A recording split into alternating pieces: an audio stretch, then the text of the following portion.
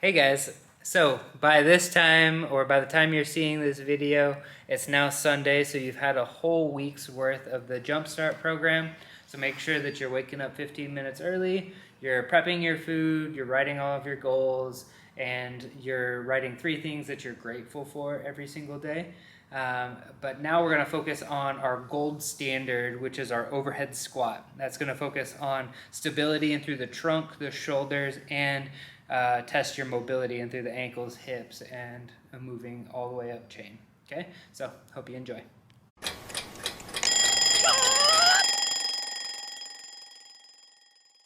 Alright, so we have squat depth Sunday. Once again, we're starting with some jumping jacks just to get the blood moving, get your day started. Remember, you're waking up 15 minutes than you usually do, so you may be a little bit tired. Let's go ahead and change that with this warm-up. Almost there. I know this is a tough 45 seconds, especially first thing in the morning. But jumping jacks are a great way to get that blood flowing, pick that heart rate up. That way we're not moving cold muscles.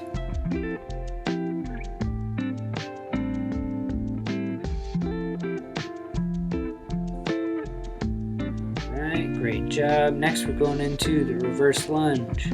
So this day I chose to do the same side leg every single time for about half of the 45 seconds. That's roughly around 8 to 10 reps each side. Really want to focus on jamming a bunch of blood into one side, then I'll switch and then focus on the other leg. Right about here, I'll be switching. Just really focusing on one side at a time. Like the previous days, you can do this way, or you can do what was done in the previous days, where you kind of alternate from side to side.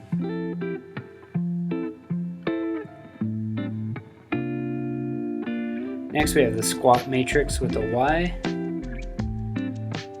So in this we're just trying to focus on getting to our gold standard, which is that overhead squat. I don't have the PVC pipe or bar overhead, but that's okay. We're just trying to get some hamstring stretch, trying to get sinking down in through the hips and pelvis to get to that deep squat. Also trying to get that ankle mobility and the shoulder and core stability while we're in this position. Great job, almost done.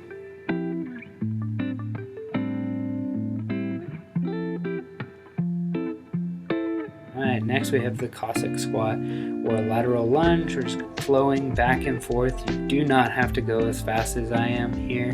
I'm just really trying to cram some blood into the legs, but you can take it a little bit slower and focus more on a little bit of a stretch from side to side.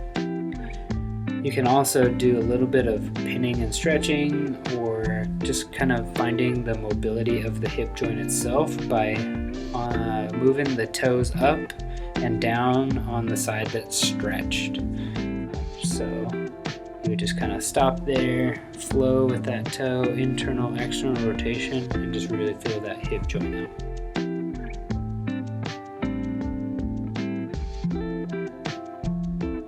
Alright, then we're going to move on to the foam rolling, 30 seconds on each side of the glute. Remember, the hand that's back is also the hip that's on the roller, and the foot is up on that side as well. We're just really trying to put all of our body weight onto that side, so we can get the optimal myofascial release.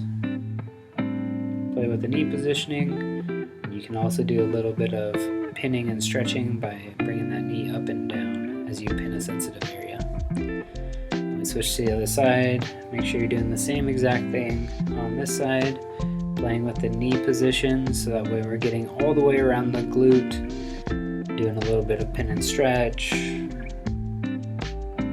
whatever you need from side to side. Remember our 10-20 rule.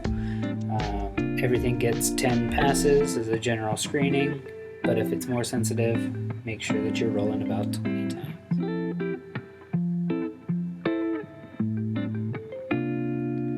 Nice, then we're moving on to the quads. Make sure that you turn the foot in out and straight down. That way you get all the way around the quads. I am just rolling on one quad at a time. This is mostly extremely really sensitive for me, so I generally do one leg at a time. You can do both legs at the same time, or if you're really good, you go ahead and cross your legs, add all body weight to one leg, and really smash that guy.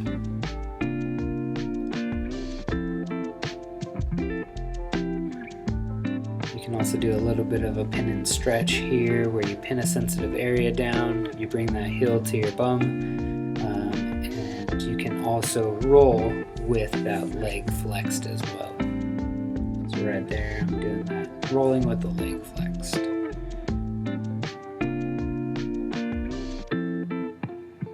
Nice. Then we're going to the IT band. First, I'm going to start up in the small muscle up in the top of the hip called the TFL. That TFL muscle blends into the IT band and is generally the cause of IT band syndrome. So let's just make sure that we're smashing that little guy. And then you can go to the attachment of the IT band on the quads and hamstring.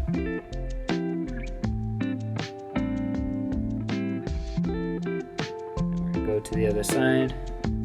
If you're short like me, you can go in one pass all the way down the leg. If you got longer limbs, you might want to break up the IT band by rolling half of the leg a couple of times and then go into the bottom half of the leg, the other half.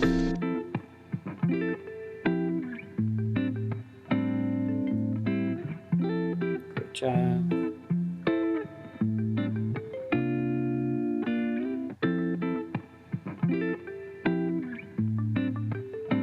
Next we have foam rolling inside the leg or the groin or adductors, whichever you want to call it. We rarely roll this muscle out. It generally gets pretty tight, especially with really deep squats. Things like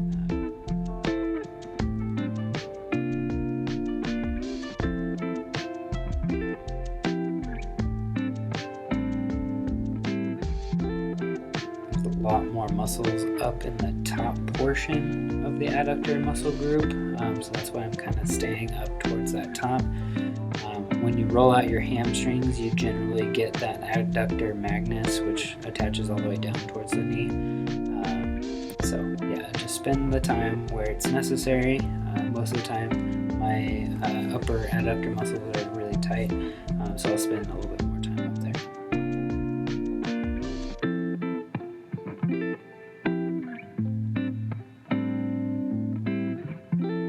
Alright, then we're going to the calves. Make sure that you're pointing the toes out, directly up, and to the other side. Get all the way around those calves. You can cross your legs like this. So I have all of my body weight on that one calf. If that's too sensitive, you can just roll both calves out at the same time. It'll also save you a little bit of time. You can do a little bit more pin and stretch that way. Nice. Make sure we get the other side. And once again, you can do some pinning and stretching. If you find a sensitive spot, pin it down, add that pressure, and then point your toe kind of like a gas pedal pump. You're going toes pointing away and then pulling those toes to the shin as you have that pinned down.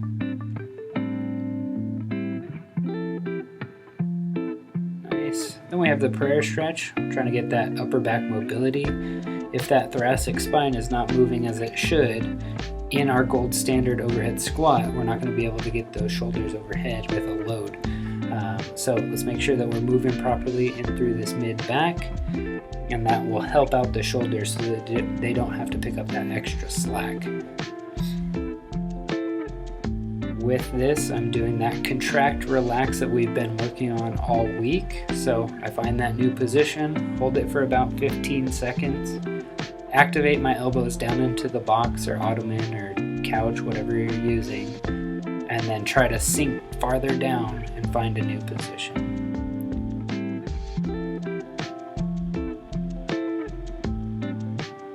Nice, great job, you're almost there. Just really sink in through that mid-back. Next we have the couch stretch. We're really focusing on the quads and hip flexors here, so sit up nice and tall. That left leg is up on the couch or ottoman, or in this case a box.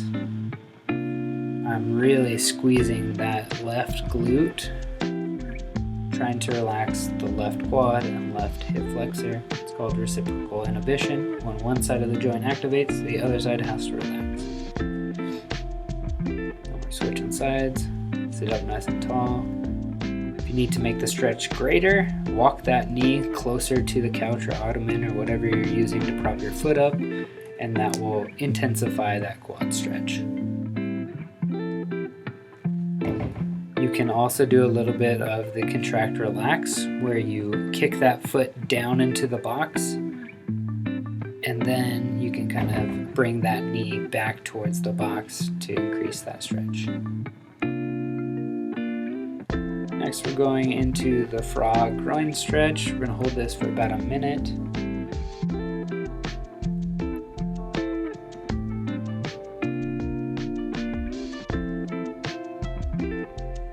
So it's kind of like the single leg adductor stretch that we did previously.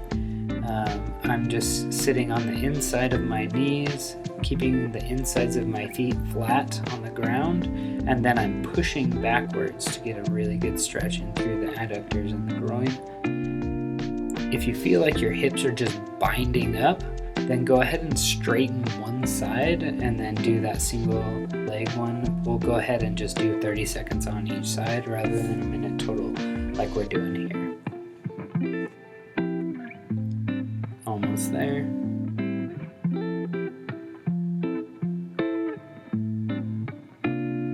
Next we're doing the wall calf stretch. Remember, break up this 30 seconds into two parts. 15 seconds with the knee straight. We're gonna stretch the gastroc. And then the second half, or second 15 seconds, we're gonna bend that knee towards the wall and we're gonna stretch the soleus. Two major muscles. One is activated and stretched with a straight knee.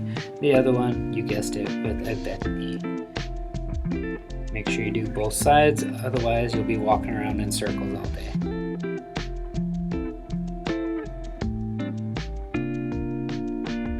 Remember, first 15 seconds, you get the knee straight, bring those hips towards the wall. Second 15 seconds, drive that knee to the wall, and you should feel that tension difference.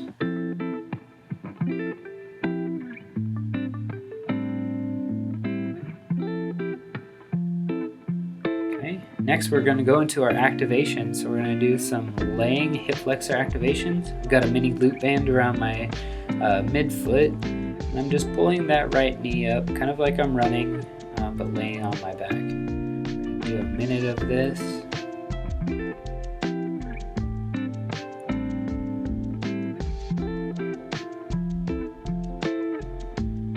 Really just trying to activate that hip flexor. Even though the hip flexors are generally short and tight, because we sit for long periods of time, they can also be inhibited when they're short and tight. So let's go ahead and activate those bad boys, especially for running or a field athlete, or we're about to lift. Just make sure that those hip flexors are doing what they should be. We're on the other side, and actually it looks like we're doing 45 seconds on each leg, not 1 minute. Drive that knee up, toe up, and I like to hold that end position for about a second just to really make sure that that hip flexor is activated and stays activated. There you go. And then as you return the feet together, don't let the band win. Always contract and then slowly relax. Next we have the half kneeling hip flexor activation.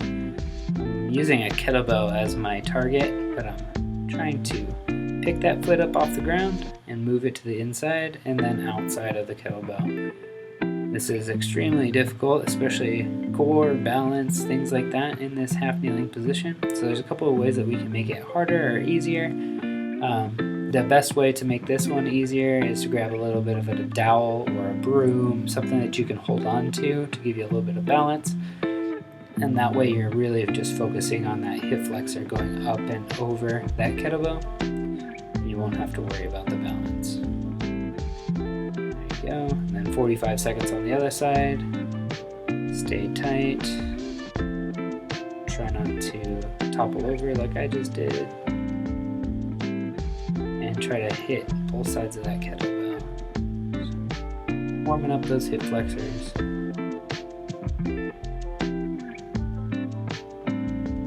About 20 seconds left.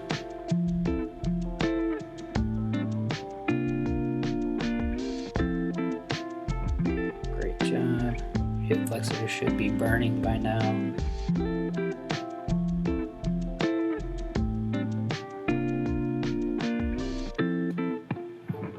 Moving on, we've got the squat matrix with a band, and we're going to do the same thing as the warm-up. So we're going to prop those heels up just because I have terrible ankle mobility, so I want you to see what this should look like and not a compensated one. So with that squat matrix, we're going hands down onto the feet, push those knees out, bring the arms up into that overhead squat, drive up, and make sure that you're able to maintain that stability through the shoulders, thoracic spine before you stand up. This is a fantastic movement prep, especially if you're an Olympic weightlifting athlete or a CrossFit athlete where you do a lot of snatches, overhead squats, or getting into that jerk position.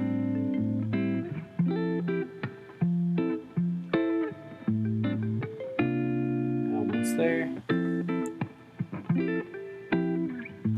Hey guys, thanks for joining us in the JumpStart warm-ups of your morning or day. We want to review a couple of things for the JumpStart program. Number one, review your written goals from the night before. You should have 3 or 4 of those goals, solidifying what you want to accomplish the next day. Just review those, make sure you can plan for your day.